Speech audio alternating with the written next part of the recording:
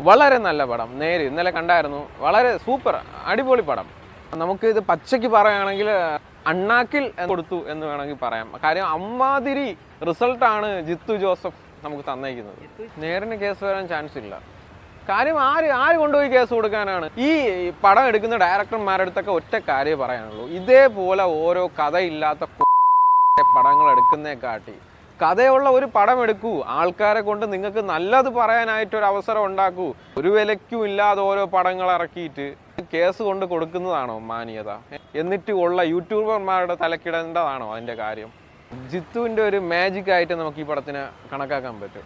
തീർച്ചയായിട്ടും ലാലേട്ടൻ ഇല്ലെങ്കിലും ഇത് ആർക്ക് കൊടുത്താലും ഇതൊരു നല്ല കാര്യം. ഇത് കഥയിലാണ് ഇരിക്കുന്നത് പടം. നമ്മുടെ നാട്ടിൽ നടക്കുന്ന സാധാരണക്കാരുടെ ജീവിതമാണ് ഈ പടം കാണിച്ചേക്കുന്നത്.